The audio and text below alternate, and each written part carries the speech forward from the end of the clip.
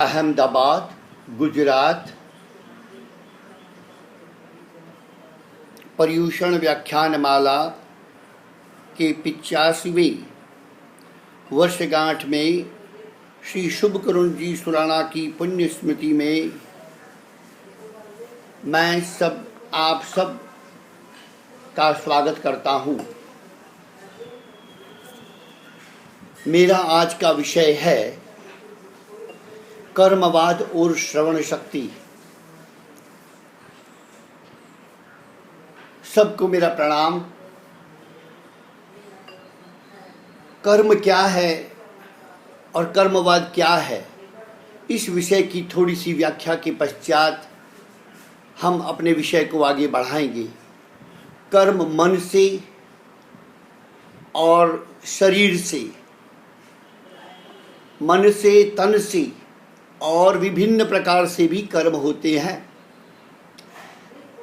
सबसे ज़्यादा जो कर्म बंधन मनुष्य करता है वो मन से ज़्यादा करता है। कर्म के द्वारा मनुष्य अपने वर्तमान और भविष्य के जीवन का निर्माण और निर्णय भी करता है। कर्म के द्वारा उसके जन्मों के पुण्य और पाप प्रकाश में आते हैं। कर्म के द्वारा ही मनुष्य अपना भाव नक्की करता है।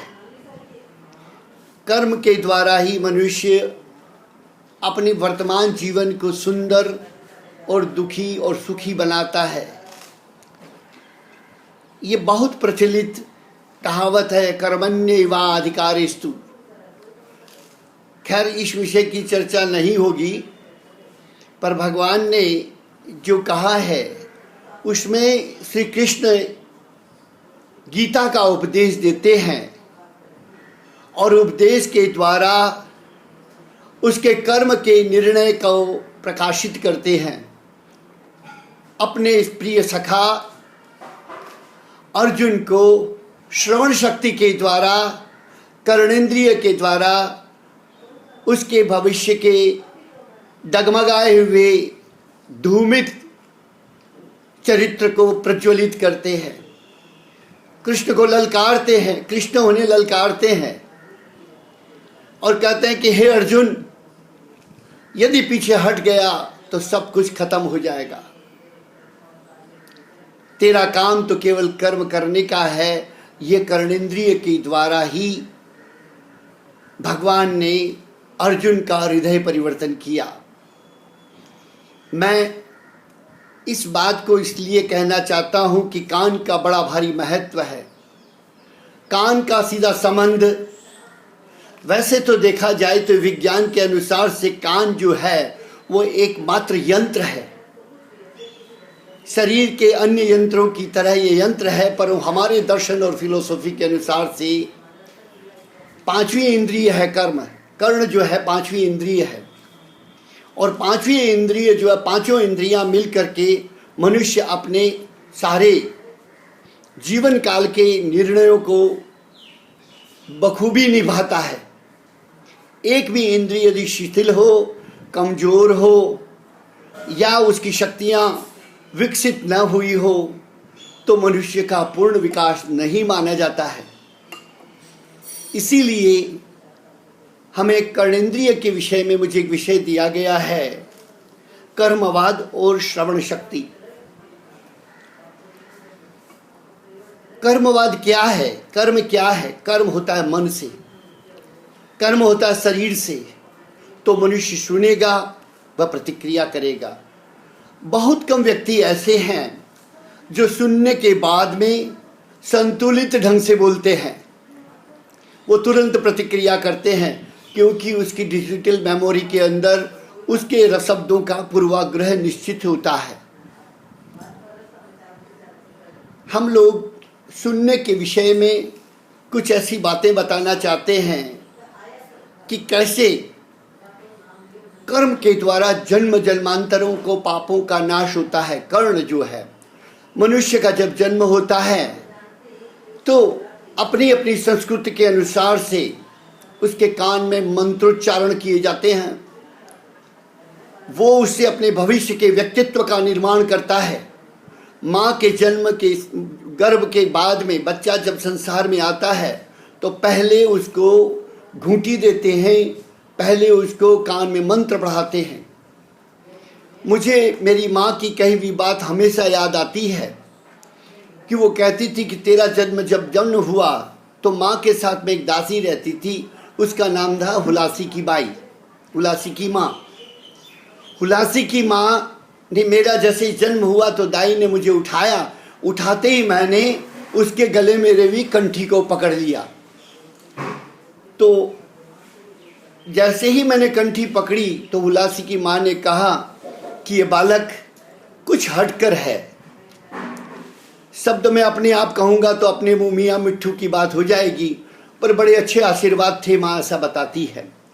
तो उन्होंने तुरंत मेरे एक कान में, वो राम की माला थी, उसके गले के अंदर तुलसी की माला थी, वो तुलसी की माला और उसकी नाम, उसकी माँ, उसका नाम जो है हुलासी की माँ। और हमारे परिवारों में वो दासी थी, घरों में काम करती थी, पर उसका सम्मान किसी देवी की तरह होता था, क्योंकि उसका चरित्र बहुत ऊंचा था, उसकी वाणी में मधुरता होती थी, उसके व्यवहार में बड़ी सौम्यता होती थी, छोटे से छोटे और बड़े से बड़े कार्य को बखूबी निभाती थी। तो जैसे ही मैंने गले में कंठी को उसकी गले की कंठी को मैंने पकड़ा तो उन्हें तुरंत मेरे कान में राम राम राम शब्द सुनाए। तो माँ ने कहा कि हे तुलसी, हे माँ, उनको कहा संबोधित करके, हे माँ आप उसको दूसरे कान में नवकार मंत्र सुनाइए। तो मुझे दूसरे कान में नवकार मंत्र सुनाया गया। और ये बात मेरी माँ मुझे हमेशा स्मरण कराती रहती थी। कभी उसको वो अपने लिए भी उन स्वप्नों को मुझे बताती थी कि जब तू गर्भ में था तो मुझे कैसे कैसे स्वप्न आते थे। मुझे कभी मोती दिखाई देते थे, कभी मुझे स्वर्ण मुद्राएं दिखाई देती थी, कभी मुझे मेरी दादी मुझे कुछ धन देके जाती थी। तो हे प्रवीण, तुम ये जो बातें मैं इसलिए कह रही हूँ कि मेरे जाने के पश्चात में मैंने तुम्हें जो बातें बताई है, तुम उसके अपने जीवन के अनुसार से या मेरे वर्तमान में अपने जीवन का निर्माण करो। मैं सोचता था मैं क्या निर्माण करूं। मेरा व्यक्तित्व तो बहुत सामान्य था। समय के साथ में माँ के आशीर्वाद ऐसे रहे कि मैं अभी जो ये डेफ क्योर सेंटर जो आपको स्पॉन्सर कर रहा है प्रोग्राम को, वो जन्म का बहरापन मिटाता है और भविष्य में आने वाले बहरापन को ठीक करता है और वर्तमान में सभी प्रकार के बहरापन का इलाज करता है। विज्ञान के क्षेत्र में नसें सूख जाने के बाद में आई हुई बहराश कभी नहीं मिटती है, ऐसा कहा जाता है। सचमुच तो कान के रोगों का इलाज हमारी दुनिया में अब तक मनुष्य जाति की अभ्युदय के साथ में सही ढंग से हुआ ही नहीं है, परंतु हमारे इस डेफ क्योर सेंटर में 40-45 वर्ष को सघन मेहनत के पश्चात में बहरे और ऐसे लोगों का इलाज भी होता है जो जन्म से बहरे होते हैं। उन लोगों का भी इलाज होता है जिनके कान में सड़ान होती है, नसें सूख गई है, रस्सी आती है, हड्डियां गल गई है या प्रतिक्रियाएं नहीं करते हैं। वो लोग सब इस ट्रीटमेंट से 1 घंटे में सुनने लगते हैं। तो सुनने के बाद में उनको मैं समझाता हूँ कि मित्र, हे बालक या हे बंधु, अब आप सुनने लगे हैं तो सुनने में कोई अच्छी बात सुने, अधूरी बात न सुने। अधूरी बात से क्या होता है, इसका एक उदाहरण इतिहास में हमें बार बार दोहराया जाता है और हमें कहानियों के रूप में बताया जाता है कि भगवान श्री राम, पुरुषोत्तम श्री राम, अपनी प्रजा के दुख और सुख के हाल जानने के लिए वो अपने राज्य में घूम रहे थे अर्धरात्रि में, और उन्होंने एक धोबी का परिसंवाद अपने कान से सुना। एक लाइन उन्होंने सुनी, उसमें उन्होंने कहा था, धोबी ने अपनी पत्नी से झगड़ते हुए, कि मैं वो राम नहीं हूँ जो रावण के घर में रही हुई सीता को उठा लाए और मैं तुम्हें रख लूँ। मैं चरित्र पर तुम्हारा विश्वास नहीं करता। और राम का हृदय दुख से क्लांत हो गया। और यहाँ पर वो कर्मवाद का सिद्धांत आता है कि राम ने सीता को अग्नि परीक्षा के लिए विवश कर दिया। ये कर्मों का बंधन है। यदि जैन धर्म में जाएं तो उसके अनुसार से किसी अन्य जन्म की रही हुई घटना के साथ में इस जन्म की यह घटना निहित है। जैन रामायण में इसके बहुत से वर्णन आते हैं। सुनने की बात बड़ी विचित्र है। कई बार कहते हैं कि मंत्र सुनो। हम लोगों के यहाँ पर एक कहानी प्रचलित है। भगवान पार्श्वनाथ अपनी यात्रा में उन्होंने देखा कि भगवान होने वाले थे, तीर्थंकर होने वाले थे। कर्मवाद के सिद्धांत के अनुसार से उनका तीर्थंकर गोत्र निश्चित था। इसलिए पार्श्व को 3 ज्ञान था, उसमें एक ज्ञान अवधि ज्ञान भी था। उन्होंने किसी जगह में अपने राज्य में, वो तो स्वयं राजा थे, राजकुमार थे, उन्होंने कई हवन और बलि होते हुए देख रहे थे। तो वहाँ कुछ लकड़ियों के बीच के अंदर सांप का एक जोड़ा अग्नि से तिलमिला रहा था। उन्होंने वहाँ जाकर के अग्नि में से उस जोड़े को अलग किया और उसको शांति प्रदान की और नवकार मंत्र सुनाया। कहते हैं कि अंतिम अवस्था में सुने हुए नवकार मंत्र के द्वारा उसके अंतिम भव का निर्माण हो गया और वह धरणेन्द्र नाम का इंद्र, धरणेन्द्र, पद्मावती नाम के वो इंद्र बने। उन्होंने, भगवान की कहानी बड़ी सुंदर है। भगवान की तपस्या के द्वारा कमठ नाम के एक ही महादुष्ट देव के द्वारा दी हुई यातनाओं को उन्होंने सहन करने के लिए विवश किया। तो वो धरणेन्द्र नाम के इंद्र जो बने थे, उन्होंने नाग नागिनी ने भगवान के नीचे और ऊपर ऐसा सुंदर वातावरण बना दिया कि उनको भारी वर्षाओं से सामना न करना पड़ा, कष्टों का सामना न करना पड़े। कहने का तात्पर्य यह है कि सुनने मात्र से 3 नवकार मंत्र के द्वारा उसके जन्म जन्मांतरों का पापों का नाश हो गया और वह अंतिम द्वार सुने हुए 3 मंत्र जो है उसको धरणेन्द्र पद्मावती नाम की महान देवताओं में से एक देवलोक में स्थान मिला। हम लोगों को फिर से कहानी की सार की बात समझनी चाहिए कि जीवन के अंतिम क्षण में सुने हुए मंत्र हमें अनंत जन्मों के पापों से मुक्त करा सकता है। जन्मों के द्वारा हम बहुत से पापों का सर्जन करते हैं। उन पापों का सर्जन भी कर्ण शक्ति के द्वारा, कर्णेंद्रिय के द्वारा, अंतिम मंत्र के द्वारा अपने जन्म जन्मांतरों का पापों का नाश कर सकते हैं। ये बात इस कहानी के अंदर बढ़िया से समझाई गई है। मैं फिर में से अपनी माँ का स्मरण करता हूँ। मेरी माँ का, मेरे जैसे पिता का अपना महत्व, सामाजिक महत्व था। पिता बड़े महान थे सचमुच। वो दार्शनिक, फिलोसोफर, वक्ता, प्रवक्ता, साहित्यकार थे। उनके दर्शन और फिलोसॉफी बड़ी विचित्र होती थी, न्याय उनके विचित्र होते थे। ज़्यादा कठोर अनुशासन नहीं होता था, मृदुता उनके स्वभाव में थी। माँ का स्वभाव बड़ा कड़ा था। फिर थी उनकी माँ की इच्छा थी कि वो मुझे छोटी छोटी कहानियों के द्वारा अपने मेरे जीवन के निर्माण करने के लिए मुझे हर समय सुंदर कहानियाँ बताती थी। तो एक बार वो उन्होंने कहानी बताई कि प्रवीण, ये नहीं है कि तुम क्या करो क्या नहीं करो, परंतु मंत्रों के द्वारा, मंत्र जाप के द्वारा यदि तुम चाहो तो अनंत शक्तियों का निर्माण कर सकते हो। ऐसे ऐसे शक्तियां उत्पन्न हो सकती है मंत्रों के द्वारा कि न तो संसार के अंदर न कभी सुनी है किसी ने, न समझी है। मैंने समझा ऐसी कौन सी शक्ति है।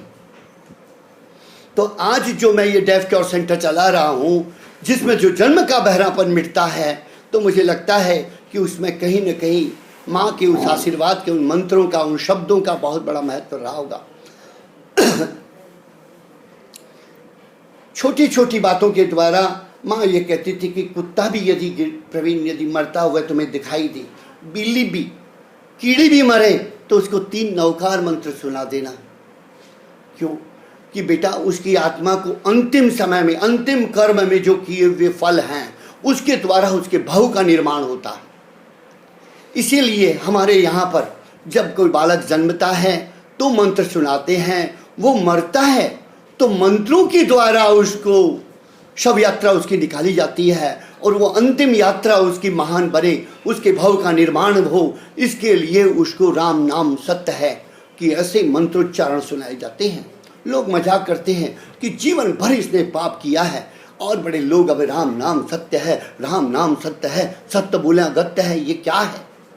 इसलिए सुनाते हैं कि सचमुच सत्य बोलने से गत होती है। और कहते हैं कि आत्मा शरीर देह छोड़ने के पश्चात में कभी कभी नहीं, प्राय 48 सेकंड तक या ऐसा कुछ समय है, उस समय तक आत्मा का वहाँ आत्मा के उस प्रदेश वहाँ रहते हैं। जीव अपने भाव का निर्माण करने के बाद में देह छोड़ते समय यदि मंत्र सुनता है तो उसकी गति सही होती है। मरते समय आदमी जब जाता है तो अच्छे बुरे और अच्छे कर्म के फल का लोग उसी समय बताने लगते हैं कि आदमी कैसा था, और बाकी के लोग सभी वो मंत्र सुने और उनके कर्मों का क्षय हो, उनके जो अच्छे बुरे कर्मों का निर्माण हो, उसके अंदर वो मंत्र बड़े भारी महत्वपूर्ण हैं। बात यह है कि श्रवण शक्ति का और कर्म का क्या संबंध है। श्रवण शक्ति ही हमारी श्रवणेंद्रिय है, वो हमारे भविष्य का, वर्तमान का और हमारे कार्यों का निर्णय करती है।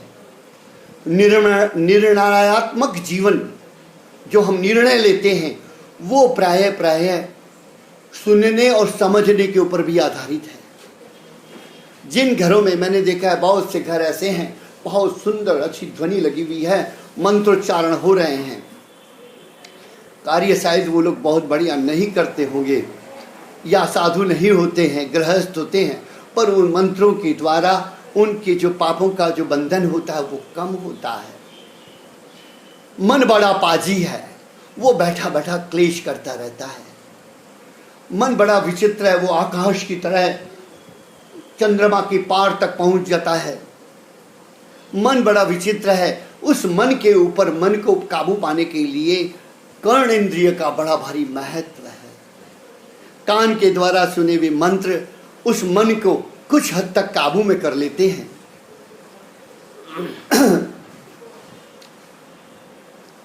मैं अपने जो पेशेंट आते हैं उन्हें मैं एक तरह का संकल्प करवाता हूँ। ये समझता हूँ कि मुझे ये सब बातें कहाँ से आएगी, क्या होगी। तो लगता है कि ये किसी ने समय माँ ने या गुरु ने दर्शन और फिलोसॉफी में कोई भी सुनाए होंगे जो मेरे समय में उदित हो रहे हैं। जब मनुष्य साधु बनता है, जब मनुष्य, बहुत से लोग साधु बनते हैं, तो दो चीज उसमें मुख्य होती है। पहली होती है उसका संकल्प साधु बनने का, दूसरा होता है उसके वस्त्रों का परिवर्तन, और तीसरा होता है उसके मंत्रोच्चारण के द्वारा उसको साधु बनाया जाता है। संकल्प के द्वारा वो करता क्या, कपड़े बदलता है और शब्द सुनता है, उसी समय वो संसार से अफूटा और मोक्ष की तरफ सफूटा हो जाता है। उसको दुनिया